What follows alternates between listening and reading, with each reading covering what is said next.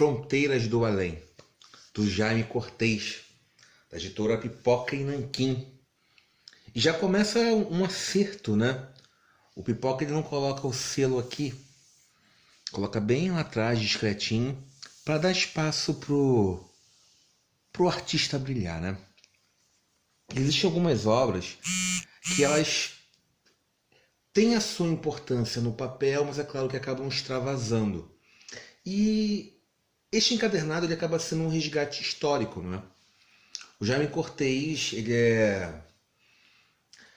O Brasil, ele tem muitos gênios. Muitos gênios. Inclusive, atualmente, e não são valorizados. E isso também reflete no campo da nona arte.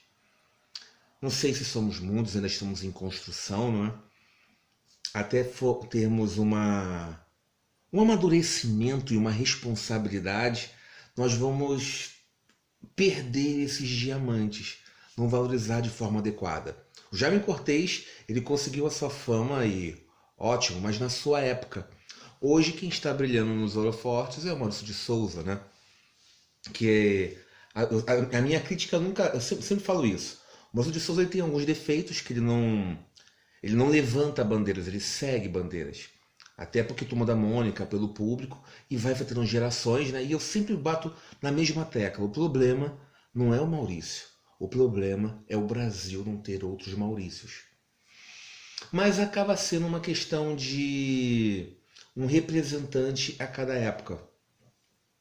Anterior ao Maurício, teve o Jaime Cortez. Houve uma época que o melhor quadrinista que representava aquela época, aquela década, era Marcelo Cassaro. Sim, sim. Ele estava ali na vanguarda. Hoje em dia tem muitos. O quadrinho ele mudou, né? Tem aqueles que representam mais. E é claro, fica uma questão de opinião. Eu creio que o Marcelo Quintanilha é o melhor representante. Amo os irmãos Bá e vejo ali mais na questão de estilo, apresentar.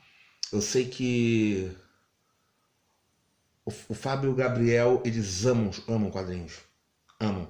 É uma disputa dura, não pelo talento, mas quem ama mais esse ofício. Mas o Quintanilha, ele tem um quê diferencial. Não significa que vocês vão adorar. Até porque mas o estilo dele, o roteiro, é sempre pesado, é até difícil de ler. E quando você pega, é sempre muito amargo. E você vê que esse amargo é um pedaço concreto da realidade. E se está te oferecendo sempre isso, um modelo reflexivo, e também vem um desenho, um quadrinho pensado, acaba sendo, sim, um belo representante e não tão valorizado quanto deveria. Inclusive por mim mesmo. Como eu vejo outros, eu não... tem melhores! Mas quando você... existe a diferença de gosto e qualidade. E a qualidade é inegável. Mas, ou seja, sempre nós temos um representante por década.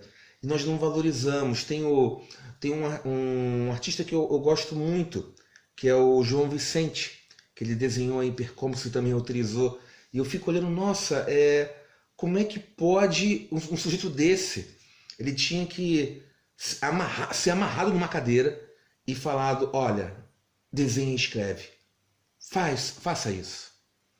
Entendeu? Ah, já teve outros também anteriores. Sim, o Renfield. Nossa, maravilhoso. Aí você vai para uma outra esfera também, já na questão de cartunistas, né? Que temos os quadrinhos, mas acabam diferenciando. O André, ele acaba fazendo muitas coisas boas, mas o André, ele não é um bom desenhista. Você olha até aqueles rabiscos lá, né? Mas o roteiro, a charge criativa do Todo Dia tá nele. Aí de novo você pega pequenos tesouros, né? Numa grande nação. E nós não valorizamos. Não sei se é uma questão... Eu acho que é uma questão de estrutura e molde cultural.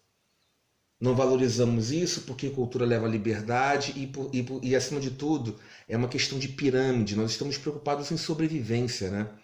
Então você ler sobre isso, fazer a filosofia... Amigos, há momento para tudo. Então, como é que você vai discutir Platão? Vamos falar. Como é que vai discutir Platão se você está simplesmente no mar sendo afogado e fugindo de um tubarão? Então não dá para você se preocupar com isso. Existe a questão de estrutura familiar, e depois como é que o ambiente em volta de como há um interesse de não ter mentes pensantes, ainda mais agora que está tendo um retrocesso, né? Um retrocesso político que há uma discussão em empuxo, mas existem influências internas e externas para manter as coisas como estão e até mesmo retroceder para níveis piores na questão da educação. A nona arte, ela acaba sendo só uma parte disso. Entram outras coisas na própria questão literária ou na própria educação do ser humano como é moldado. E numa parte dessas, em termos de história, nós acabamos não reconhecendo a nossa própria. E quando você pega esse ponto de vista, esse diálogo, e leva para os quadrinhos, nós não reconhecemos os artistas que nós tivemos ou temos. Então, como o Pipoca Nanquim, ele lança um autor desse, eu não sei como é que foram o número de vendas, geralmente costumam ser bons.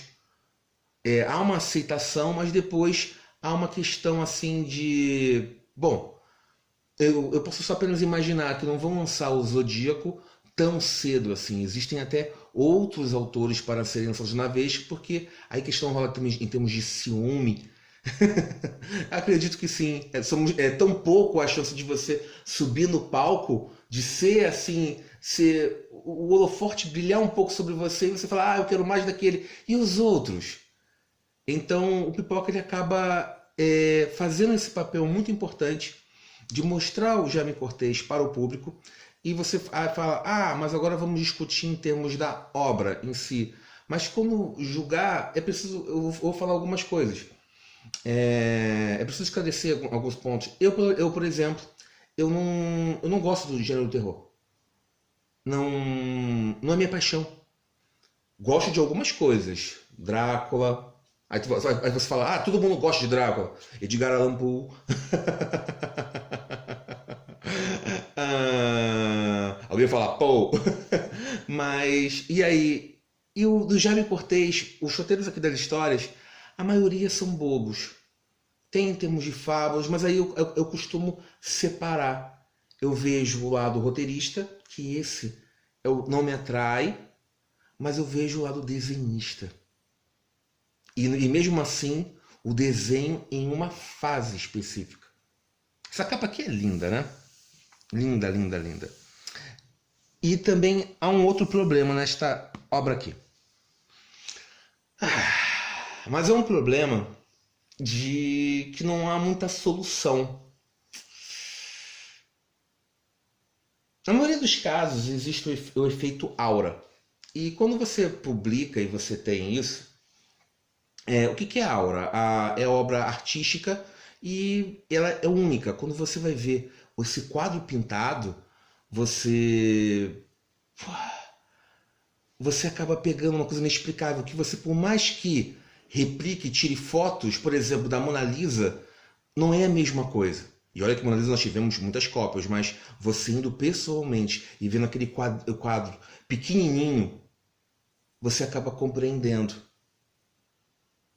Mas a Mona Lisa foi existe um marketing envolvido também. Não que a obra seja ruim, mas para ela ser a pintura mais popular do mundo, ela envolveu um roubo e todo o marketing para recuperação, e até mesmo pelo autor que a fez, e acaba sendo a sua valorização e entrando também na própria cultura pop e acaba entrando no próprio imaginário coletivo.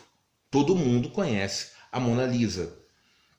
Mas o fato é que todo mundo pode reconhecer, mas vamos colocar, é uma pouca porcentagem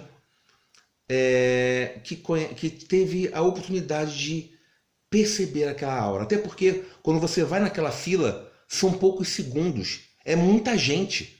Você não vai ficar ali parado e vai ficar olhando e contemplando e vendo apenas para você. Quando você vai no museu, existe uma linha ali e você para E você pode ficar um tempo. Aí você afasta, tira a visão, troca de lado, para compreender os ângulos da pintura. Esse quadrinho, como tem aqui, essa página ela não consegue retratar o que é essa obra feita. Esse brilho aqui foi cortado, não foi pintado. Tem técnicas aqui com o pincel, então quando você tem isso, você não consegue, então há uma perda. Como corrigir? Tem como atenuar, mas um produto feito para massa, e aí que entra as HQs, né? A origem dela é um produto para massa, não é feita para isso. É feita para você replicar e replicar e replicar, como se fosse uma Xerox. E você vai ler e é normal você perder. As capas de Sandman, por exemplo, que são lindas, são feitas assim, quando você vê a arte, também se perde. Na maioria, as obras, por exemplo, pintadas do Alex Royce, ou Zot Ribic, que eu tive a oportunidade de ver esse artista pintando na minha frente. Eu olhei assim, eu falo, gente, eu só não cheguei mais perto dele, que eu queria confirmar uma coisa, mas aí ia ficar estranho, que eu ia ficar fungando no pescoço dele. Mas eu falei, nossa, ele tá pintando direto, ele não tem. Eu queria verificar se ele não tinha um lápis pré-preparado. Mas eu falei, não, acho que é na tinta direto.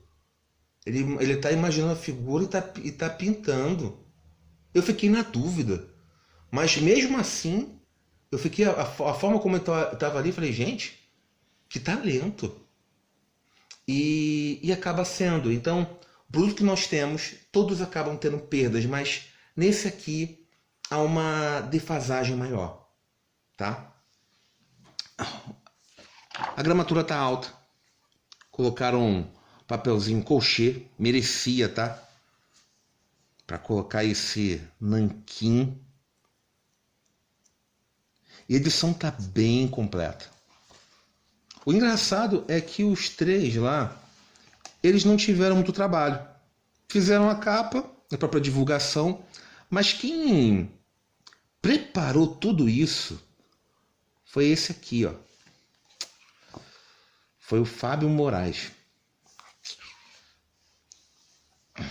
Algumas vezes os fãs, eles acabam tendo um papel muito mais importante e acabam se envolvendo na vida do autor.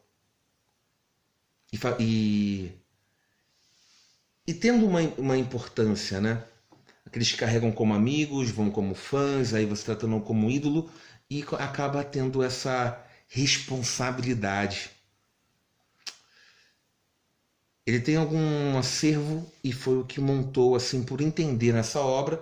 E eu acho que qualquer vez que lançar obras do Jaime Cortez, vale a pena o editor pelo menos consultá-lo. Aproveitar isso, entende? Não dá para desperdiçar.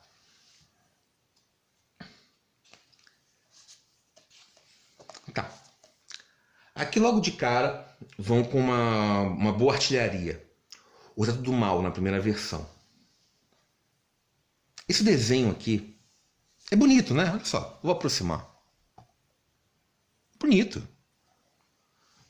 Mas isso aqui não me atrai no Jaime Cortez. Não é isso aqui. É aqui. Não. O que me atrai no Jaime Cortez é isso aqui. Ó. A câmera nem consegue pegar todos os detalhes. Vocês vão ver o gato. Parecem artistas diferentes, né? São épocas e temos estilos. Se o Jaime Cortez estivesse vivo hoje, ele ia possivelmente ter um outro estilo. Ia conseguir se adaptar. O roteiro não é tão sofisticado. Eu vou bater nessa tecla, mas o desenho... Tem técnica narrativa, até explicado lá a questão do que ele está fazendo aqui, como ele imaginou os quadros. Aqui até usou esse estilo no Zodíaco. Tem o barroco e o onírico, tá misturando.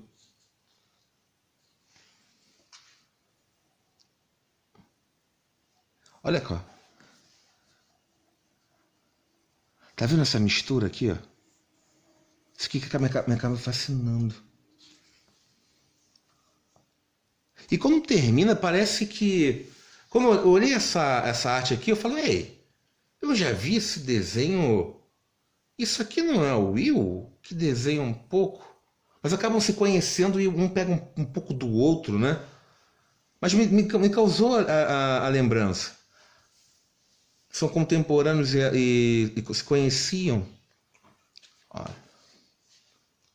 Aí, isso aqui também é engraçado. Você podia enviar histórias suas e eram publicadas em uma página.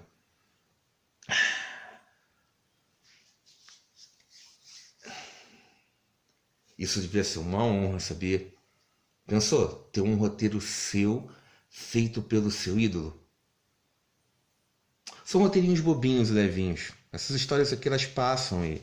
Tem páginas, algumas se divertem, entendeu? Até mesmo a dele, ó, 2 páginas, sem falas. Aqui, mas isso acaba sendo uma cópia, tá? Não é criativo, mas olha esse traço. É diferente, né? Ah, e aqui, ó. Nossa, esse vídeo tá ficando longo, hein? Mas... olha pra essa arte aqui. Tá vendo essa confusão? Isso aqui não é feito por computador, isso aqui é pintado. Colocado lápis, proposital, separação. Alguns vão dizer, ah, mas dói meus olhos. Gente, isso aqui é bom.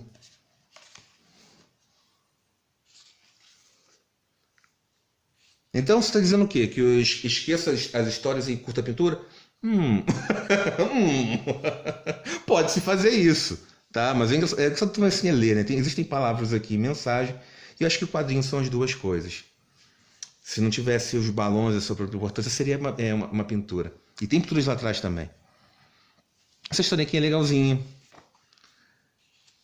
Aí tem uma mistura de ficção científica. É uma época se o Imortal também ele traz mensagem. Outra mentalidade tem peso. Highlander, né? Aqui nós temos os belos desenhos. Ele vai se mesclando. Ah! E aqui tem uma história que eu adoro. Ele colocou como se fosse terror, né? Colocando, não, Asa Branca também é terror. Mas, não. Não. Ah, pode se encaixar, mas só a oportunidade de você ver uma música desenhada por ele ficou muito legal, entendeu? E ficou bem feito.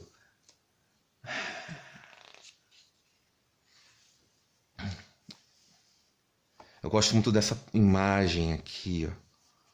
A primeira também, as lágrimas. Gente, eu tô mostrando demais, né? Tá, eu vou dar um salto para não me acusarem em termos de spoiler, mas vamos ver aqui.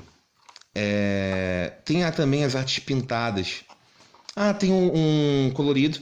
Eu até fiquei ouvindo a música do Caetano Veloso sobre esse conto e acaba sendo melhor do Caetano. Ficou brilhante. Não gostei muito. É como se fosse aquela fábula antiga. O filho ama uma mulher e fala que pode fazer tudo por ela. Roubar e matar. A mulher brinca com ele e fala, já que você pode, então mata sua mãe. Ele vai lá e não apenas a mata, como também pega o coração. A quem ele dedicou esse ato, essa paixão, acaba se matando. E ele está indo em direção a ela para mostrar, só que ele se machuca. Ele quebra a perna e aí ele ouve. Ou simplesmente o coração magoou-se. O que uma mãe faz, né? Mesmo matando, é capaz de não apenas de perdoar, mas continuar amando.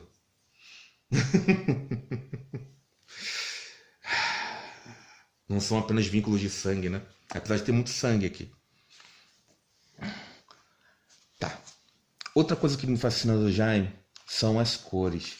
Eu quero mostrar logo a minha imagem favorita, essa aqui, ó. Capa belíssima, né?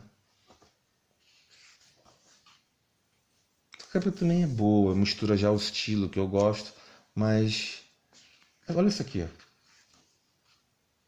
Dá vontade de pegar todas essas capas e colocar uma página completa por vez, né? Só que aí não dá. Eu entendo, eu entendo. E também tem as opiniões aqui de alguns conhecidos e artistas também sobre o Jaime Cortez.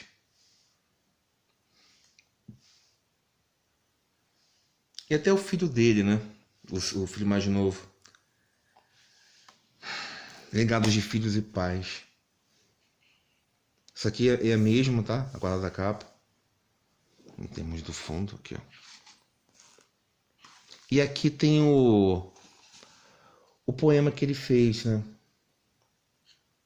E o último desenho. Acho que eu posso ler aqui antes de... para concluirmos esse vídeo, né? Ficou bem completo e mostrando as coisas. Mas pelo menos vocês conseguiram assim, entender a minha opinião. Acho que eu consegui mostrar um pouco disso, né? Que existe diferença entre gosto e qualidade.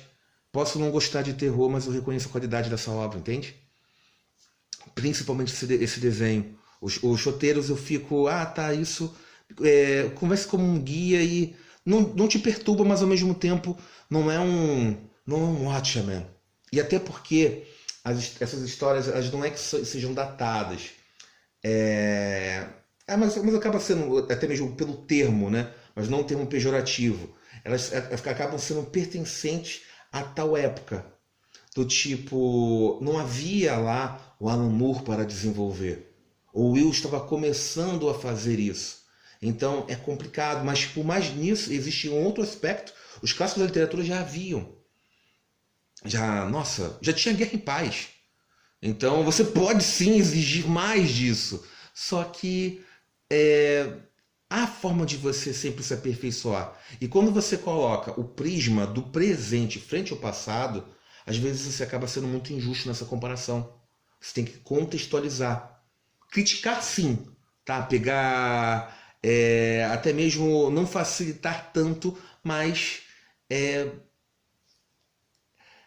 não, tem que reconhecer que, apesar que algumas obras elas têm defeitos, elas também têm virtudes. É como se fosse lá, por exemplo, se bem que o Batman ele sai muito perfeito, né? Lá em 38, 39. Sai muito perfeitinho, né? Então você fica os elementos do Coringa, tu fica, isso aqui aproveita, isso aqui também. O que inventaram de novo?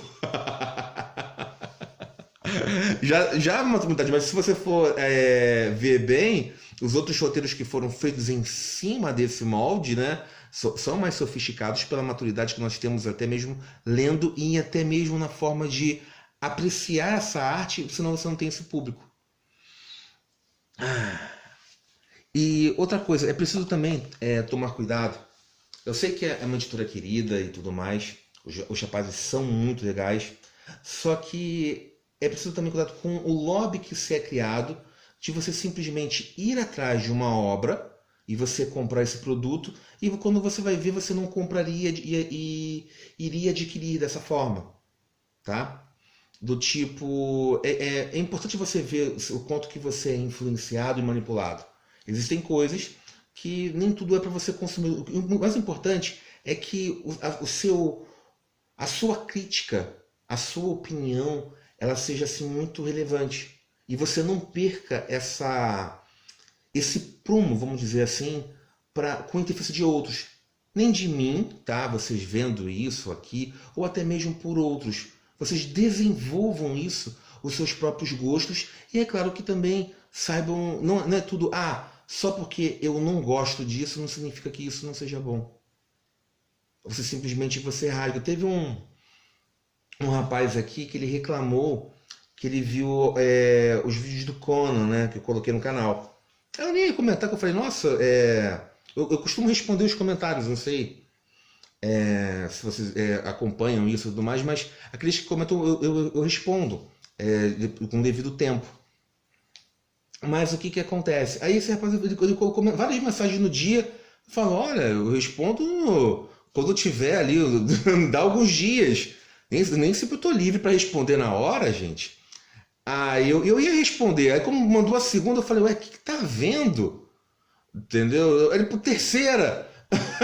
Aí eu falei, eu vou chegar em casa e daí eu vou ver com calma, né? E ver que tá tendo isso. Aí quando eu fui ver, eu falei, você me magoou.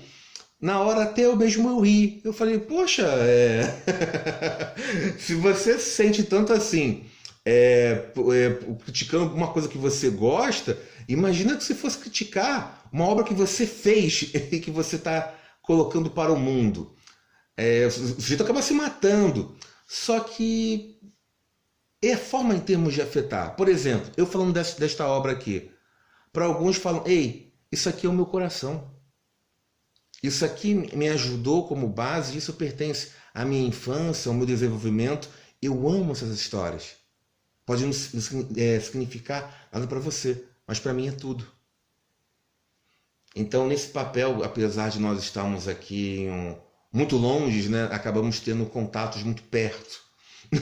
Então, mas o que acontece? É preciso também ter uma barreira do tipo, a opinião do outro, mas não significa que vai afetar a mim. Eu sei que muitos veem os vídeos em busca de uma confirmação do gosto. Ele gostou disso, logo eu gosto disso, logo eu gosto que outras pessoas tenham esse mesmo apreço do que o meu. E para ouvir isso como se fosse um eco. E quando tem um ponto de vista desvirtuante, logo afaste-se isso de mim. E não pega nem isso para acrescentar. Algumas vezes sim. Mas o que eu estou falando é que há coisas que vocês vão aproveitar e há coisas que não. Do tipo, ei, eu não tinha visto isso. Logo, eu pego. Ou do tipo, isso não me serve. Descarto, é preciso ter esse filtro. E é claro que a vida é muito curta. Tá? Muito curta para ligar para miudezas. Em termos para gostos, essas coisas. Nossa, nosso tempo está aqui, ó. Tá acabando. Falar em tempo acabando, acho que já tá bom, né? Ficou longo pra caramba. Mas acho que como ele merece. Não vou falar, temos o poeminha. Tá bom já por hoje, gente. Eu fico por aqui. Fui. Até o próximo vídeo.